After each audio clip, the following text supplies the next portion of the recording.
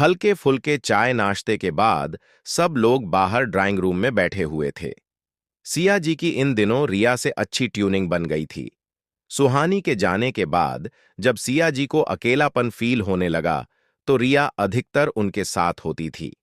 Office के साथ साथ वह अपने घर के कामों के लिए भी उसे बुला लेती थी और अपने साथ लेकर एनजीओ भी चली जाती थी।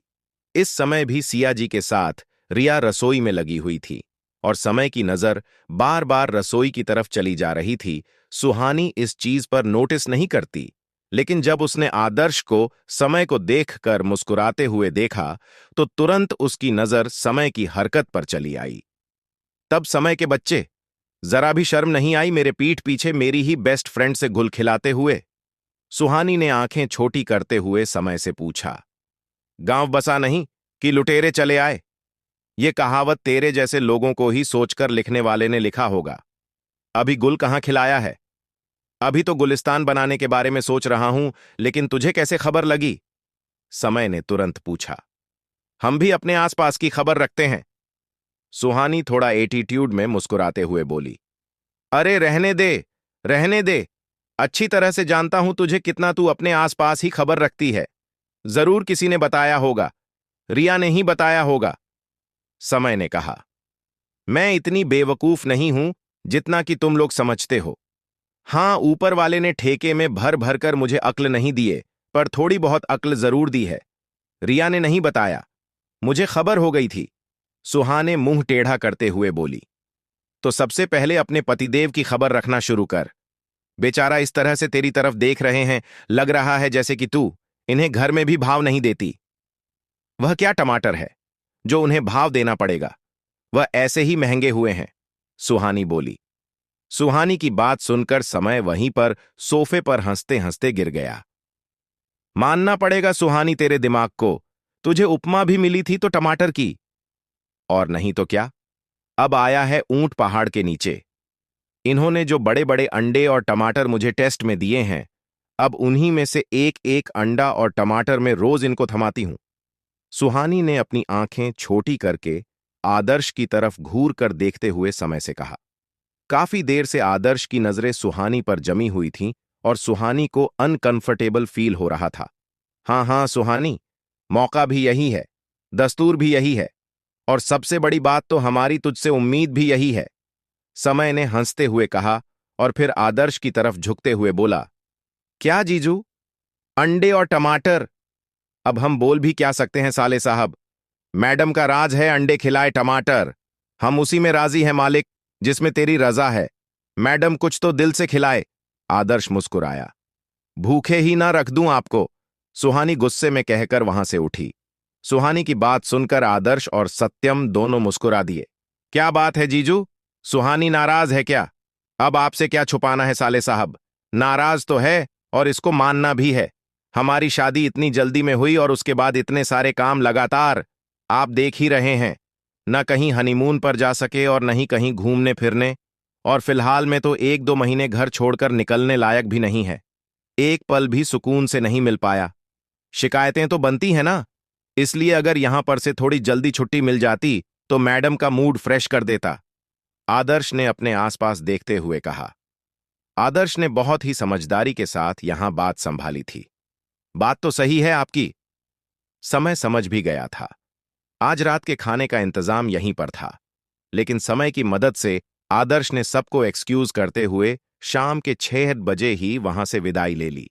सुहानी ना करती रह गई, लेकिन किसी ने भी उसकी सुनी नहीं, क्योंकि सब समझ गए थे कि वह आदर्श से नाराज है, और आदर्श में जो नाराजगी का कारण समय को बताया था, उसके बाद तो किसी को भी सुहानी को यहां रोकना बिल्कुल सही नहीं लगा था। भाई, मियां बीवी हैं, आपस में 2-4 बातें होती ही रहती हैं। गृहस्थी में कभी कम कभी अधिक प्यार मिलता ही रहता है। इसका मतलब यह तो नहीं कि तुम नाराज होकर आकर मायके बैठ जाओ। अच्छी तरह से जानती हूं तुम्हारे पूरे घर परिवार को। ऐसे ही नहीं अपने कलेजे का टुकड़ा उनको दे दिया। अमित भाई साहब और सीमा भाभी तुम्हें हाथों पर लिए रहते हैं और आदर्श से लाखों में एक हीरा है। हंसती खेलती आओगी तो हमेशा इस घर में स्वागत है। झगड़ा कर कर आओगी तो दरवाजे से बाहर ही लौट जाना। उल्टा सिया जी का लेक्चर सुहानी को सुनना पड़ा था। प्रोफेसर तो बेचारे बेमतलब का बदनाम है। असली लेक्चर तो मम्मी ही होती है। सुहानी ने मुंह बनाते हुए मन में सोचा। आप कुछ बोलोगी भी? सिया जी ने उसे चुपचाप डांट खाते हुए देखकर पूछा। मम्मी, मैं तो सबसे पूछकर आई हूं। सुहानी ने मुंह बनाया। ये तो उनका बड़प्पन है कि अभी अमित भाई साहब अच्छे से चल भी नहीं रहे, पर भी उन्होंने तुम्हारे आने जाने पर रोक नहीं लगाई है। सीमा भाभी हॉस्पिटल घर देखते हुए भी अपने ऊपर सारी जिम्मेदारी लेकर चल रही है। तुम पर उन्होंने कोई जिम्मेवारी नहीं डाली, लेकिन तुम्हारा भी कोई फर्ज बनता है कि नहीं? अपने घर परिवार पर ज्यादा ध्यान दो। मायके का क्या है? मायके तो हमेशा आती जाती रहोगी, और आदर्श को भी ज्यादा परेशान करने की जरूरत नहीं है। वह बेचारा इकलौता लड़का अपने मां बाप को देखें, ऑफिस देखें कि तुम्हारे नखरे उठाएं। इसलिए अब अपना बचपन यहीं छोड़कर जाओ और अपने नखरे की पोटली को गांठ लगाकर ऊपर वाले स्लैब में फेंक दो, वरना। सिया जी ने उंगली दिखाकर वार्न करते हुए कहा। वरना? सिया जी के इस वरना का अर्थ वो अच्छी तरह से समझती थी। अब तो सुहानी के पास वापस लौटने के अलावा कोई रास्ता नहीं था। इन आदर्श जी को तो मैं छोड़ूंगी नहीं। इन्होंने मेरा आखिरी आसार भी तोड़ दिया। कहाँ मैं सोच रही थी कि इसे नाराज होकर 15 दिन तक अपने घर में सुकून से सोनूंगी, तो यह मेरा यहां पर भी जीना हराम कर चुके हैं। चल सुहानी, अपने ही घर चल। वही घर तेरे लिए अच्छा है। यहां किसी को तेरी कदर नहीं। चल उड़ जा रे पंछी की, अब यह देश हुआ बेगाना। वहां पर कम से कम इनसे अच्छी तो मम्मी जी हैं, जो कि मुझे कहती है कि बेटा, ये घर तेरा है और मैं तेरे नाम ये घर लिख दूंगी। ये तो मुझे घर से बाहर फेंकने को तैयार हैं। सुहानी मुंह बनाते हुए बोली। सुहानी की बात सुनकर सिया जी की आंखें बड़ी हो गईं। सीमा भाभी ने तुम्हारे नाम घर करने के लिए कहा है? हाँ, सुहानी ने फुल एटीट्यूड के साथ अपने सूट के फर्जी कॉलर उठाते हुए कहा। उन्होंने कहा है कि अपना घर छोड़कर जाने के लिए सोचना भी मत बेटा। भले आदर्श को तू घर से बाहर निकल सकती है, और पापा जी ने भी कहा कि वह आदर्श जी का पक्ष नहीं लेंगे, क्योंकि उन्हें भी घर छोड़कर नहीं जाना। मैं जिसे चाहूं अपने घर में रख सकती हूं, जिसे चाहूं उसे निकाल सकती हूं। सुहानी पूरी शान में बता रही थी। सिया जी ने अपना सर पकड़ लिया। ठीक ही कह रहा था समय, ये लड़की पक्का कोई कांड करके आई है। सुहानी का फंदा उसके गले में उल्टा लपेटा गया था और बेचारी आदर्श के साथ है अपने ससुराल के लिए चल दी। जाने क्या घोल कर पिलाया है मेरे परिवार वालों को। कोई भी आपके खिलाफ एक बात भी नहीं सुनने को तैयार होता। गाड़ी में बैठते ही सुहानी आदर्श पर चिल्लाई। अगर मुझे कुछ घोल कर पिलाना होता ना सुहानी, तो सबसे पहले मैं तुम्हें ही पिलाता, ताकि तुम मेरी हर एक बात सुनती। आदर्श हल्के से मुस्कुराया। आपसे तो कुछ बोलना ही बेकार है आदर्श जी।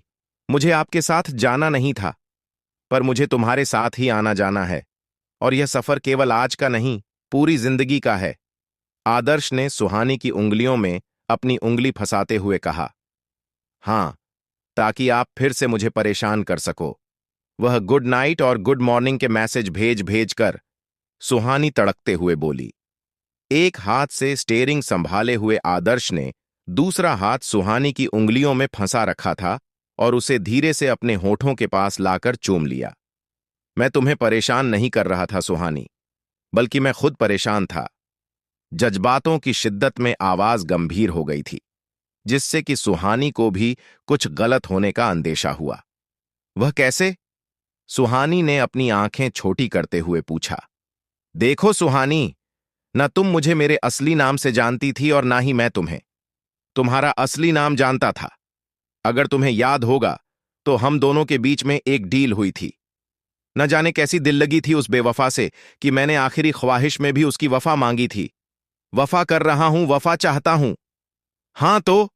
सुहानी आदर्श की बात को समझ नहीं पाई थी। बता रहा हूं, इस तो का मतलब। आदर्श सुहानी को अपने साथ लेकर कनॉट प्लेस में आया। उसे दिन जो जो इन लोगों ने एक दूसरे के लिए सोच रखा था, सब कुछ आज आदर्श ने सुहाने के लिए अरेंज किया था। सुहानी कुछ नाराजगी दिखा रही थी, लेकिन आदर्श ने उस रिक्वेस्ट की। कुछ ही देर के लिए अपना गुस्सा भूलकर या तो अमित की मां ही बन जाओ या फिर आदर्श की सुहानी। मुझे किसी अमित की मां ही नहीं बनना। मैं आदर्श की सुहानी ही अच्छी हूं, सुहानी तेजी से बोली। जिस चीज को समझने में आदर्श को इतना समय लगा था, सुहानी ने एक झटके में आदर्श को समझा दिया था। आदर्श ने अफसोस से अपनी बेवकूफी पर सर हिलाया। उसने सुहानी के हाथ में वह गिफ्ट रख दिया जो कि सुहानी उसे दिन अमित के लिए यानी कि आदर्श के लिए लेकर कनॉट प्लेस में आई थी और गुस्से में वहीं फेंक कर चली गई थी। बाद में जब आदर्श सुहानी को ढूंढते हुए यहां पर आया था तो उसके बताए हुए जगह पर जब उसने देखा तो यह गिफ्ट रैपर सहित वहीं पर था। अमित नाम लिखा हुआ देखकर समझ गया कि यह उसी के लिए था। अब इसकी क्या जरूरत है आदर्श जी? सुहानी ने पूछा। है, मेरे लिए कोई गिफ्ट नहीं बल्कि वह एहसास है जिसने मुझे एहसास दिलाया था कि प्यार के सफर में मैं तन्हा अकेला नहीं तड़प रहा, बल्कि कोई मेरा हमसफर भी है और ऊपर वाले का लाख लाख शुक्र है कि वह आज सच में मेरा हमसफर है। किसी ने कहा है कि हर चीज मिल जाती है दुआ से। हमने भी सोच लिया था मांगकर तुझे देखेंगे खुदा से, और देखो, यह मेरी वफाओं का ही इनाम था कि ऊपर वाले ने तुम्हें मेरी झोली में डाल दिया। आदर्श ने पहली बार सुहानी का हाथ पकड़कर अपने में खींचते हुए गले से लगा लिया। बस यही बात तो मैं तुम्हारे मुंह से सुनना चाहता था सुहानी, कि तुम्हारे दिल में भी इस आदर्श के लिए कोई जगह है और तुम सिर्फ आदर्श की सुहानी हो।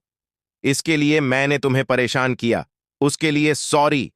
आदर्श ने अपने कान पकड़ते हुए कहा। देखो सुहानी, मुझसे गलती हो गई है, अब तो प्लीज माफ कर दो।